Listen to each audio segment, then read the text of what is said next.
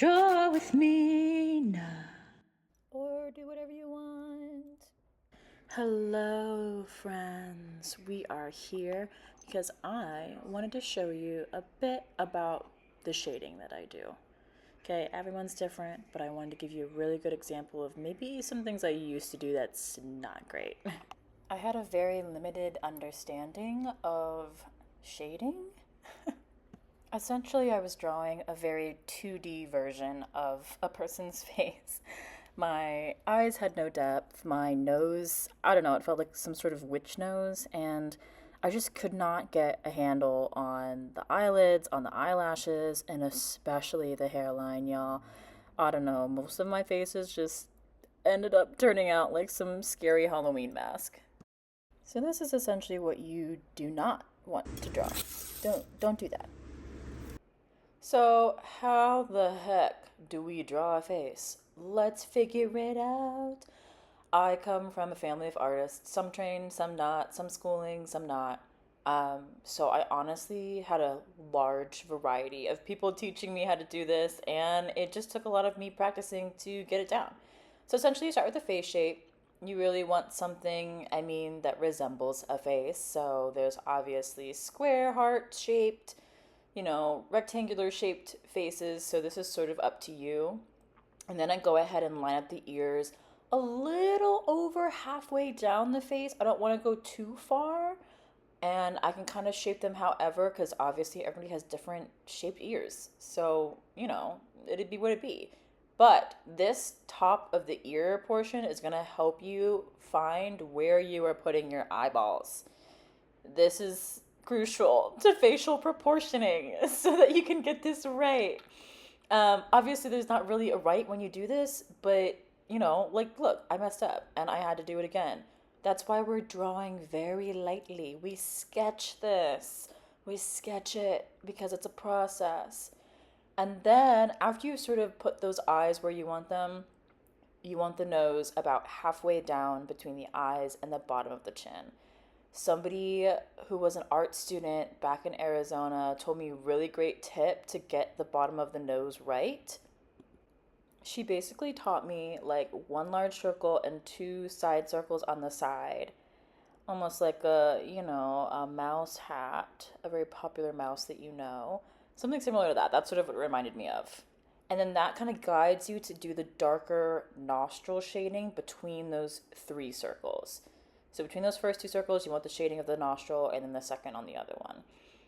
That also helps to kind of give you an idea of where you want to line up your lips. I'd say most people's lips, like the edges of them on the left and right side, end up very close to like the start, if not the middle, of some people's eyes, and that helps sort of shape them. Bottom lip's always going to be a bit bigger than the top, and you want a little crease in the top, of course. And then you're gonna go in with your eyebrows, which is really great. You're just gonna go a little over the inside center of the eye. And then you sort of choose if you want bushy, thin. I kind of went for a more like bushy, natural look. And I can't really tell because it's a little far away, but it's bushy, I promise. And then your hairline. Oh my goodness, you guys, the hairline was so difficult for me to get for the longest time. But we'll get back to that because I want to focus on the eyes. So this is where reference photos can come in like so handy. Essentially, like we all look way more tired than we all want to.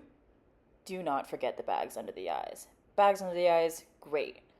When we get these irises, which like honestly started off looking very janky to me, it's a process, guys. This is a practice. Essentially, you want a little bit of space underneath your iris. It also depends on what your subject is looking at. In this case, I had her looking up a little more, so there's a little bit of space between the bottom of the iris and her actual eye. When I went in, I wanted to essentially give her a dark iris with a little bit of white for the reflection, and then a little bit of shading on the top of the eye just because your eyelid kind of overshadows your iris a bit, and that's what gives it that dimension that we're looking for. And then you want to go in and sort of define like that eyelid, top and bottom. And then this also gives you a place to start going in with your eyelashes. This can be really difficult, mainly because everybody has different eyelashes. In this case, you can pretend this girl's got makeup or she just naturally, beautiful. I don't know.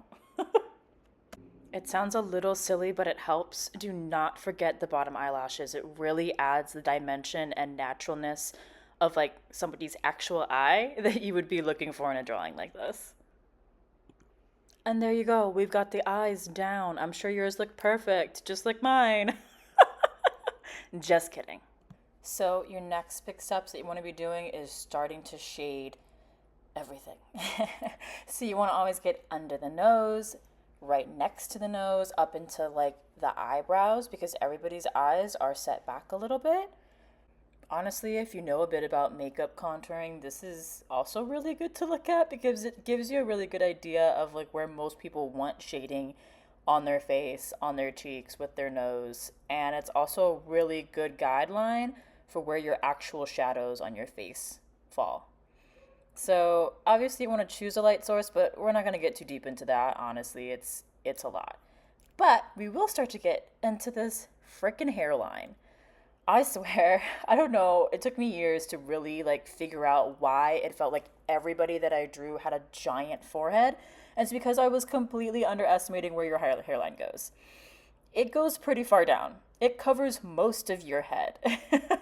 And so you kind of want to go with that understanding. You want to shade a little bit underneath where your hair is falling on this person. They can have wavy hair, straight hair. It's easier for me to draw wavy hair because I have a lot of curls, but wavy is a really good place to start. Obviously, you want to find where the hair is growing from. And with wavy hair, a lot of your shine is going to be on those little curves that are rounding out and not inward toward the face. So, inward, you're going to have obviously a bit of a darker shade. So, you'll see me sort of going through those bits right here. Essentially, that's where most of those shadows of hair follow. I am not a texture expert. This is just what I learned through practice. None of this is going to be perfect. It shouldn't be. This is you just sketching to figure out how you can best draw portraits of people. So, hopefully, this was helpful in some way, shape, or form for you guys to give you a pretty good general idea of what it looks like to just do basic shading and texture within a face. And hopefully, it gives you some extra little tips to hone in your portrait drawing. But there you go. I have it semi completed, my little sketch of, I don't know, we're going to call her Darla. Beautiful Darla. You look great.